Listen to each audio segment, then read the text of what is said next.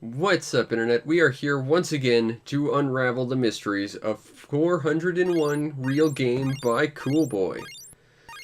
I believe we are number 151, which, if I remember correctly, is Bomberman. Which is actually Bomberman. Hooray! Actually, this game's on a lot of multi-carts because it's a very, very small game. Like, that's the trick about a lot of multi-carts is... especially the early ones, it's mostly based around just file sizes, and when you can take a bunch of really small games and cram them all into one place, that's usually how most multi-carts were made early on. Nowadays, they tend to pick higher interest games, which is why you see some of the more interesting multi-carts nowadays that actually cost a little bit of money. Whereas something like this, like I said, at the very first one, you usually found it with a second cartridge, and you usually got them both for about, like, $10, maybe $15 at the most. Whereas a lot of multi-carts nowadays seem to be going for, like, $30 at least. And I kind of understand some of the thought process with charging a lot of money for a multi-cart, seeing as you're getting a lot of games and stuff. Well, that's kind of a slippery slope to, plan that. I mean, Action 52 had 52 games, and that was like a $200 game. And all of them were terrible. I mean, hell, the best thing out of Action 52 was the fact someone made a game based off one of the games there that was actually good because it was a fan game that someone put effort into. But, yeah, Bomberman, it's good. You can get this on the PlayStation in a repackaged version that's still basically the original Bomberman game. You can get it on the N64 in the swan song for the entire system, the 4th Bomberman 64 game. And you got like 4 other games on it with it. I have that cart. It's really not a cheap import, but it's a really great game. Also, it has some of the best box art I think I've ever seen. But, you know, it's Bomberman. It's a good game. You kill enemies, you open the door, you find the one power-up on every level, and then the music changes to be a little bit better. Problem is, though, there's only one power-up on every floor. And that means once you found it, you basically are done, and you just have to deal with whatever power-up you got. Whereas nowadays, every floor of Bomberman, pretty much every other block has a power-up. And that makes it a lot more interesting, of course. Just by virtue of the fact that, you know, there's always going to be more to power up your bomber guy with. Well, that reminds me, I've got to start working on my Bomber Week preparations, as I do every year. Oh god, December's coming and it scares me. I have to make like a video every single day, which means for the entire month I get no sleep. It's equal parts awesome and horrifying. But now that I'm streaming, I guess I'm going to try and do Bomber Week live. That'll be interesting. This year it's Bomberman Generations, or Bomberman Jetters. Generations was last year. But, I played Jetters once, and I wasn't wildly enthused about it, and I remember thinking that Bomberman Generations was a better version of Jetters, and having played Bomberman Generation recently, I can tell you that game is bad.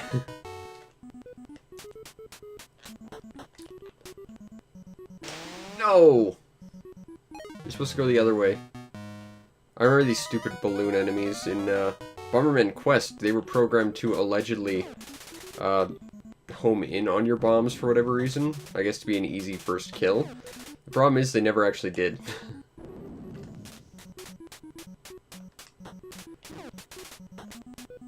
I like the Bomberman theme. It's very simple, but it's nice.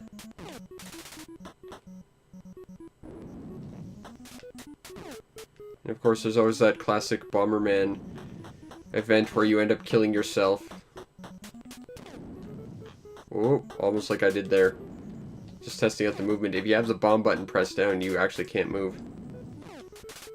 And you'll accidentally drop a bomb the moment you can. Whoops. I did not think that through. Oh, Bomberman. That's so Bomberman. And it respawned all the enemies, which is great. It's kind of neat, though, like, when you die, it respawns, like, the area, too, so suddenly everything is different. I guess it makes it a little bit more fresh, I guess. That every maze layout's going to be slightly different, even though you just finished the same level. Or died on it, rather. Means that even though you died, you've still got, like, basically a whole new level to explore. And that's kind of a neat, forward-thinking mentality. I kind of like that.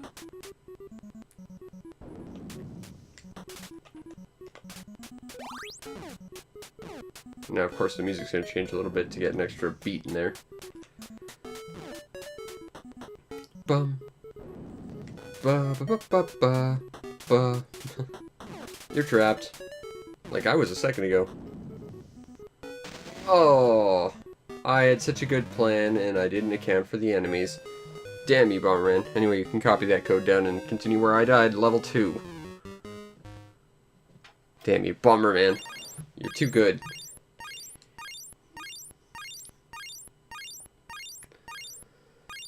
Alright, so our next game is Stargate.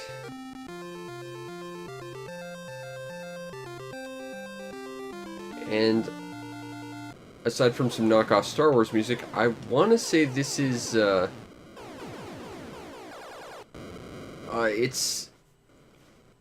it's not Defender. I'm pretty sure this is actually like a knockoff Defender. Kind of like Drop Zone was in Europe. Like it's an official one, but it's not quite what you remember. Also, you should look up Drop Zone if you haven't ever heard of it. It's a European exclusive game that's basically Defender, except you're a spaceman instead of a spaceship. I know it's on the Game Boy. I've never been the biggest fan of Defender, but it's not a bad game by any means. I'm just no good at it. Go away! Whoopsie. Sorry. Okay, I was worried you'd crash into the ground. I've been playing too much Gradius, I guess.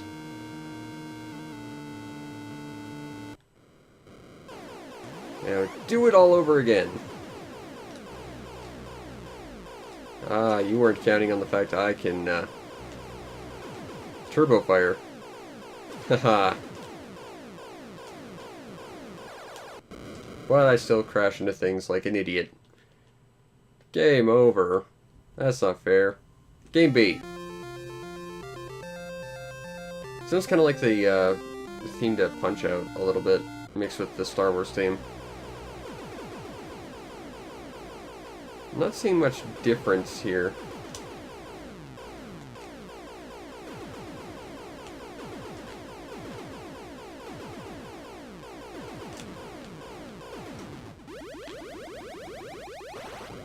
Oh, I have a bomb. That's the difference. And now I'm out of bombs. And I accidentally shot that lady. Sorry, lady.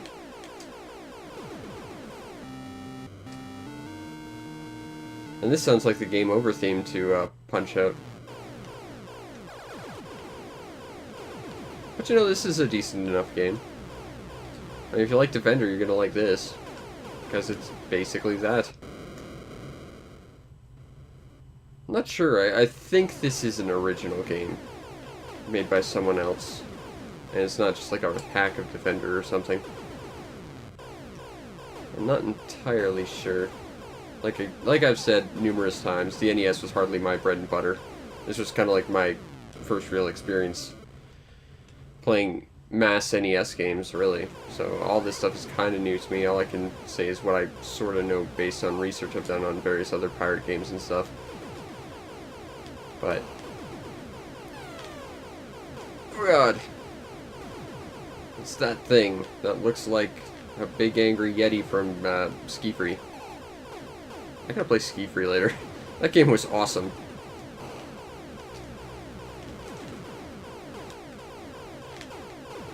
It was the best skiing game ever made. Aw, game over. Not bad though, not bad.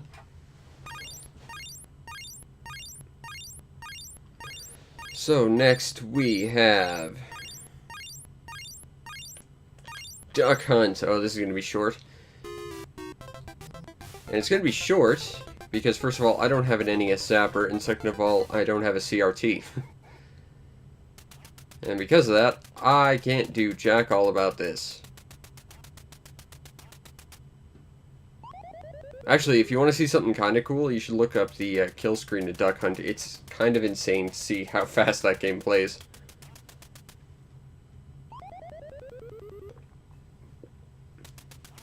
I can't shoot. I'd like to shoot, but I can't shoot.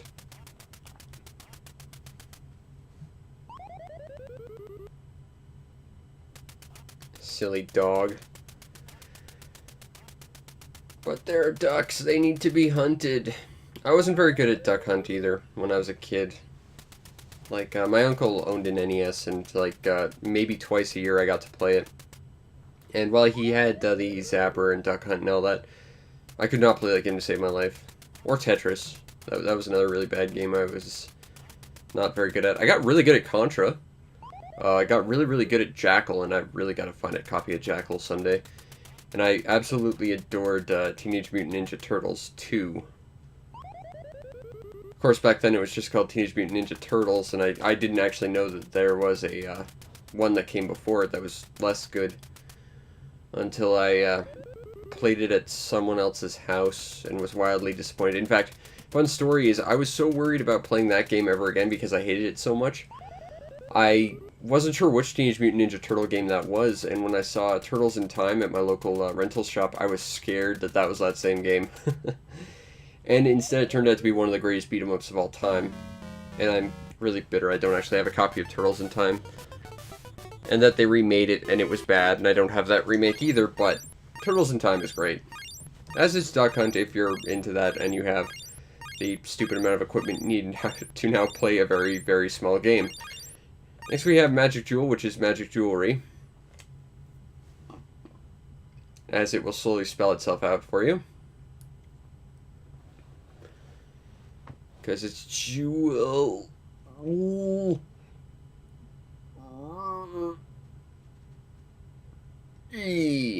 Which is copyrighted 1990.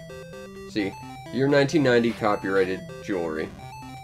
But it's basically columns. And I believe this is a pirate game. But if you like columns, you'll like this. Problem is, I'm not very good at puzzle games in general, but falling block puzzle games I'm just atrocious at. That said, if you want to play a really good version of columns, go get the Sakura Taisen columns on the Sega Saturn, which you can see some gameplay footage of on my channel. But seriously, that game is legit, because it takes columns and makes it way better, because it's like suddenly this weird head-to-head, almost sort of combat-y sort of game. It's kind of awesome. But this isn't a bad little game, if it's something you're into. Drop that there. And I mean, it could be a hell of a lot worse. It could be like Puyo Puyo. Which, no thank you. Ever. Puyo Puyo cannot exist and I would be happy.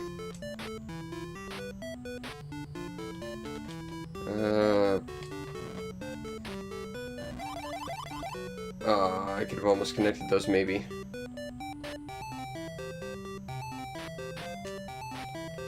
Blue one.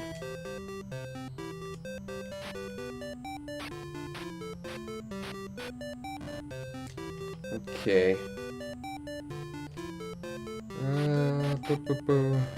No, that's not what I wanted.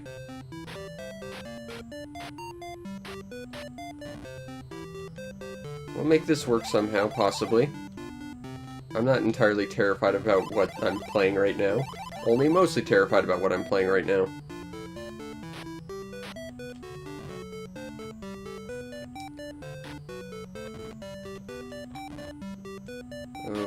Okay.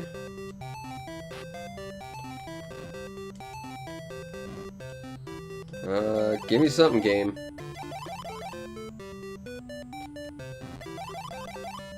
Alrighty. We are making progress. And progress is important for success.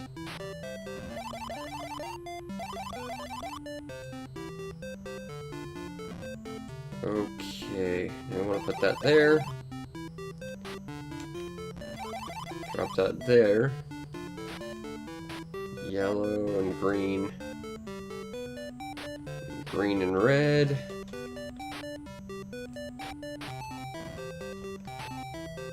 Blues go there.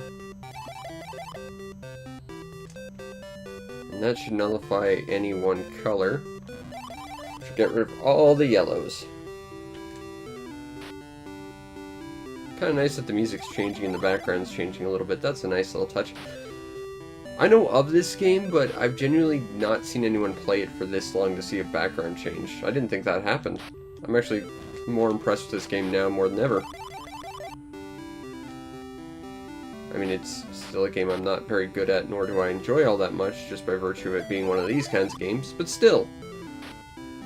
Not bad, Magic Jewelry. Not bad.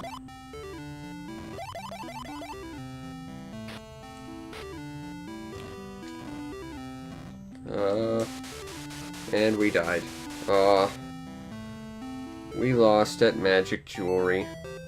But we can start again. Or we can just reset. Still, I'm more impressed with that game now than ever. For what little that matters.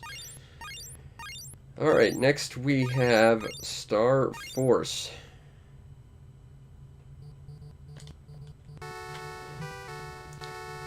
Now, if I recall, this had a sequel called Super Star Force that was crazy awesome. If I recall, it was either this game or Star Soldier. No, it was this game that the legend himself, Meijin Takahashi, got his name. Being able to shoot 16 shots a second because he was insanely good at shmupping. And he became a cultural icon in Japan. So much so that he ended up getting his own game series and anime, and just kind of being all around awesome.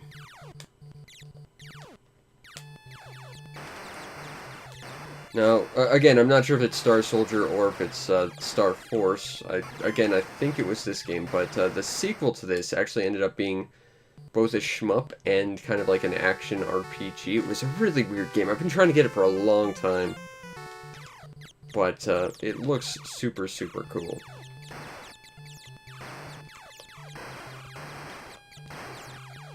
Let's try our hand at the boss, if we can get to it.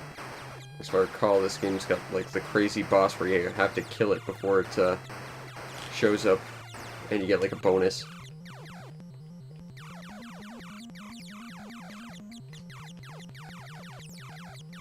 Yep. Ah! Nope, we didn't get the bonus.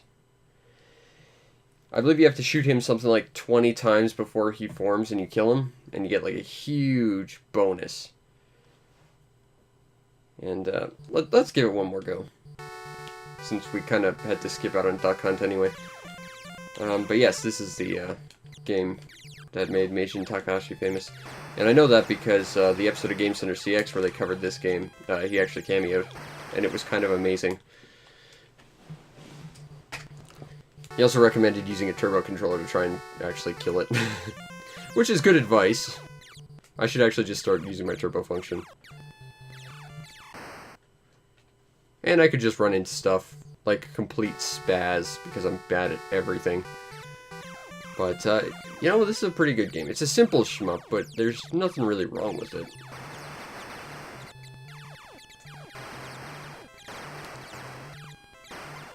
I think this game and its name are like a perfect example about like naming on the NES and Famicom though.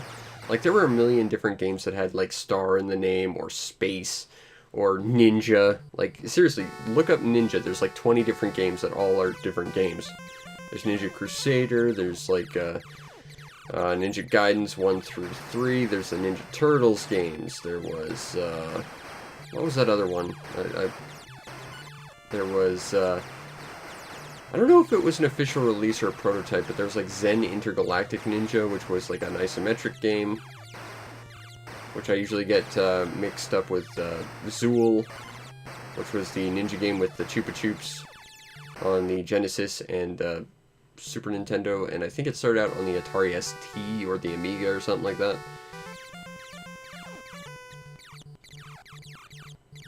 Honestly, that's a game that I've seen a lot of places, and I hear a lot of people really like it. And I mean, it did get a sequel, but I don't know if that game would actually be any good.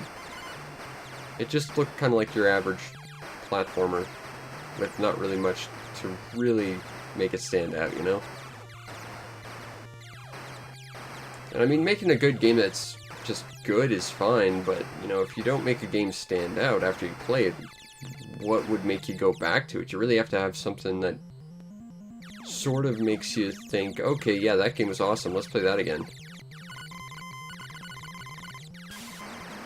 Nah, we didn't get the bonus, but we did kill the boss at least.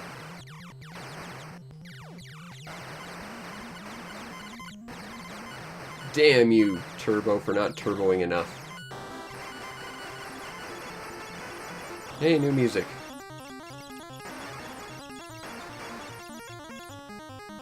That you can really tell the retro freak, or the retro freak. That's my better piece of equipment. My Retron 3 is just not a very good piece of hardware. Still, I mean, it's a completely functional shmup. Might not be the most visually interesting to look at, but you know, it does feel like an earlier one. Crisis Force, this game is not, but it's not a bad game at all. Kind of like Argus, it's like, or B-Wings, it's like, well, you know, it's not going to set the world on fire in terms of presentation, but it's certainly enjoyable.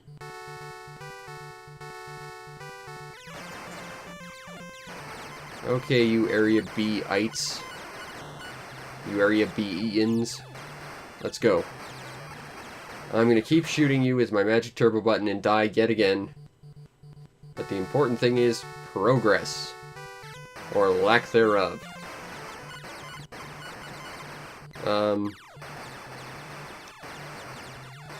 There are a lot worse shmups on the NES, and I'm sure we will find a few more before this card is done, certainly.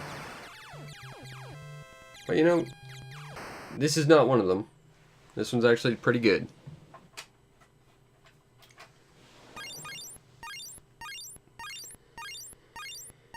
And that should be the 5 of this time. Just going over it real quick. Bomberman.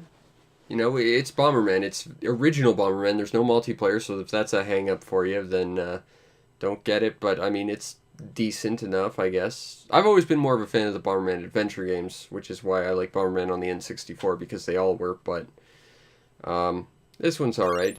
Stargate is basically Defender, like maybe 2 degrees removed. Duck Hunt I can't play, but you know, it's Duck Hunt. You pretty much already know what this is. You know, you shoot the ducks, provided you have the attachment for your console and a CRT to actually play with. Magic Jewel is Magic Jewelry. That is a knockoff Columns game. That is pretty good if you like those sort of games. I don't really, but you know, that one's not bad. And Star Force is a game that made a legend. And if nothing else, you need to respect it for that. But it's pretty solid shmup, if a little bit basic. Overall, would I recommend this cartridge on these past 5? Yeah. Yeah, I would. I mean, I can't play Duck Hunt, and I'm not the biggest fan of any of these games in particular, but they're all solid enough for the, like, 3 pennies per game I had to pay for this thing. So, you know, yeah.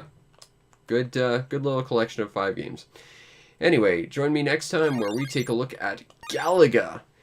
And if you enjoy this, feel free to follow the YouTube channel. And if you really want to make my day, help support the Patreon so I can afford more awesome multi-carts to delve into. And then you get yourself on the Patreon supporters Discord where we can talk about how awesome Meijin Takahashi is. And also Bomberman, I guess. Possibly. But until next time, peace out, Internet.